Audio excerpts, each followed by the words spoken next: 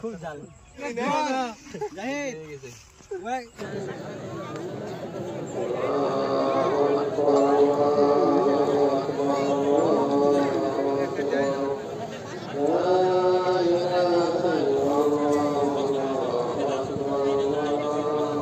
Hello guys, আসসালামু আলাইকুম। তো কেমন আছো সবাই? আশা করি সবাই ভালো আছো। আজকে ঈদের দিনে সবাই খুশি আছো, আমিও খুশি আছি। ঈদের দিনে সবাই, প্রত্যেকটি মানুষ খুশি থাকবে।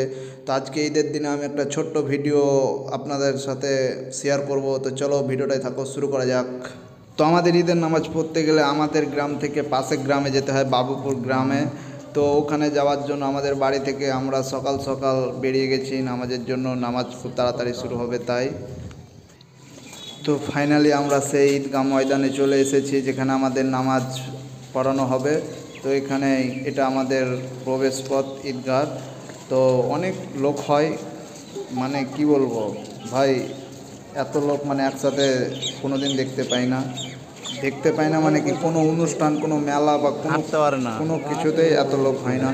তো আমরা এখানে চলে এসেছি, দেখো কত লোক এসেছে নামাজ পড়ার জন্য, দূর দূর থেকে এসেছে। তো এনারা এই সাইডে বসে গেছে, আমরা ওই পরের সাইডে যাবো। আমার দাদা হাসছে, কত দূর যাবে এখানে বস। তো আমি চলে এসেছি।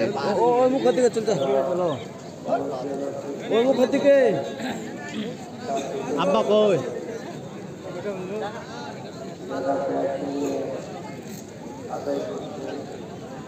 তো এখানে আমি একজনকে খুঁজছি, কারণ সে আমার সাথে এসেছিলো আমার সাথে বসার জন্য। তো তাকে খুঁজে পাচ্ছি না।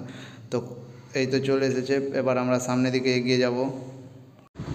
তার মাঝেই আমরা কয়েকটা ফটো তুলে নিলাম ঈদের জন্য, কারণ ইনস্টাগ্রাম ফেসবুকে তো স্টোরি দিতে হবে না, তার জন্য আমরা কয়েকটা ছবি তুলে নিলাম। আমি, আমার ভাই মিলে, একজন আছে কাকু, সেও আছে, সবাই মিলে আমরা ফটো তুলে নিলাম। তারপরে তো ফাইনালি আমরা একটা জায়গা নির্ধারিত করে এক জায়গায় বসে পড়েছি। তো দেখতেই পাচ্ছ কতজন বসে আছে, কতজন মোবাইল নিয়ে ফটো তুলছে, কতজন রিপোর্টিং করছে। তো এরা কমিটি থেকে ঈদগাহে টাকা উঠাচ্ছে। এবার একটু অন্যরকম হয়েছে, এর আগে টাকা নাকি চুরি হচ্ছে, তার জন্য।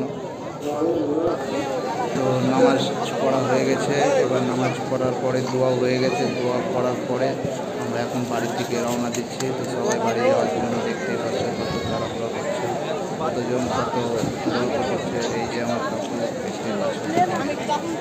আমরা এখন বাড়ি থেকে রওনা দিয়েছি। আমরা সবাই, যত মানুষ নামাজ পড়তে ছিল, সবাই বাড়ি থেকে রওনা দিয়েছি। ভাই সত্যি ভাই, মানে এত লোক হয়েছে না।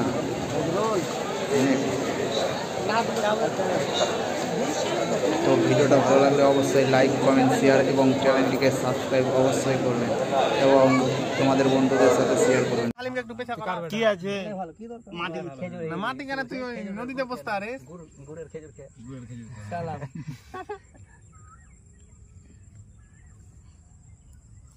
আপাতত